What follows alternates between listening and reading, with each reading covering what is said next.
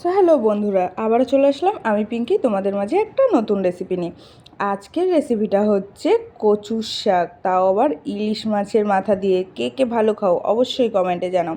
তো চলো পুরো ভিডিওটা প্রথম থেকে শেষ অবধি জানতে থাকো, মানে দেখতে থাকো। তো যাই হোক, প্রথমে কচুর শাকটা ভালো করে ধুয়ে তারপরে কড়াইয়ের মধ্যে দিয়ে তারপর একটু জল দিয়ে, পরিমাণ মতো জল দিয়ে ওটাকে ঢাকা দিয়ে রাখবো আমরা কিছুক্ষণ সেদ্ধ হওয়ার জন্য। ততক্ষণ সেদ্ধ হতে থাক। আর চলো, মানে পরিমাণ মতো জল দেবে, বেশি জল দিলে কিন্তু মানে এমনিতেই কিন্তু জল বেরোবে, তাই পরিমাণ মতো জল দেবে। তো যাই হোক, আমার চ্যানেলটা নিয়ে একটু কিছু বলি, ওটা সেদ্ধ হতে থাক। তো প্লিজ সবাই আমার চ্যানেলটার পাশে থাকো, আমাকে একটু সাহায্য করো। তো আমার চ্যানেলটা না, মানে জাস্ট নতুন ওপেন করেছি, আমার চ্যানেলটার গ্রোথ মানে এখনও হয়নি। তো প্লিজ তোমরা সবাই হেল্প করো, তাহলে আশা করি আমার চ্যানেলটা একটু হলেও গ্রোথ হবে। তো সবাই প্লিজ আমাকে সাপোর্ট করো, আমার পাশে থাকো। একটা মেয়ে হয়ে মানে আমি বিশেষত বলবো মেয়েদেরকে, মেয়ে হয়ে মেয়েদেরকে সাপোর্ট করা, মেয়েদের পাশে থাকা কিন্তু খুব দরকার, তাই না? কারণ মেয়েরা না সকাল থেকেই মানে সবার কাছে অবহেলিত হতে থাকে। তো যাই হোক, একটা মেয়ে যখন নিজে কিছু করতে চায়, আশা করি প্রতিটা মেয়ের উচিত তার পাশে দাঁড়ানো। তো মেয়ে হয়ে বলবো সবাই সবার পাশে দাঁড়িয়েও পাশে থাকো, তাহলে কিন্তু সবারই উপকার হবে, অপকার কিছুই হবে না। তো যাই হোক, তোমাদের সাথে কথা বলতে বলতে আমি কচু শাক দিয়ে জলটা ঝরিয়ে নিয়েছি, কিভাবে ঝরিয়েছি দেখতে পেলে। আর এদিকে ইলিশ মাছের মাথাটাও কিন্তু ভেজে নিয়েছি।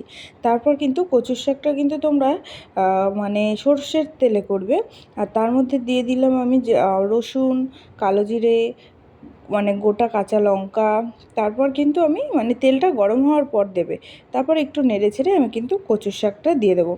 কচুর শাকটা দিয়ে তার মধ্যে কিন্তু আমি একটু পরিমাণ মতো নুন হলুদ দিয়ে ভালো করে নাড়াচাড়া করতে থাকবো।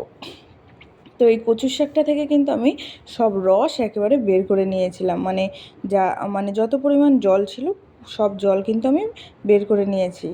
তো যাই হোক, যেটা বললাম, এবার আমি এটার মধ্যে হলুদ আর নুন দেবো। আর কচুর শাক খেতে না আমার খুব ভালো লাগে, মানে আমার কচু বলতেই খুব ভালো লাগে। তার জন্য না আমি রিয়েলেই সত্যি কচু, মানে প্রচুর মানুষ আমাকে অনেক ধোঁকা দেয়। বিশেষত আমার খুব কষ্ট লাগে যখন কাছের মানুষগুলো কষ্ট দেয়। তো যাই হোক, কাছের মানুষই না বেশি কষ্ট দেয়, যাকে তুমি ভালোবাসবে সেই তোমাকে বেশি পরিমাণে কষ্ট দেবে, সেটা যে কেউ হতে পারে। কারণ আমরা ভালো মানে বন্ধুবান্ধব, আত্মীয় স্বজন, নিজের আর কি বাড়ির লোক, যাই হোক আর বলতে চাইছি না। তো কষ্টটা না খুবই মানে খারাপ লাগে।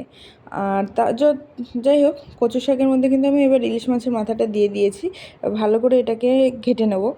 আর আমার মাছটা মানে কচু শাকটা কিন্তু রেডি হয়ে গেল, মানে ভালো করে নাড়াচাড়া করে নেবে। কারণ বেশি মানে সেদ্ধটা যদি ভালো করে করো না, রান্নাটা হতে খুব তাড়াতাড়ি লাগে। তো আজকের রেসিপিটা আমার এইটুকুনি। আর আমার কথাগুলো কেমন লাগলো অবশ্যই কমেন্টে জানিও। একটা মেয়ে হয়ে আর একটা মেয়ের দুঃখের কষ্ট বুঝবে সবাই আশা করি। তো যাই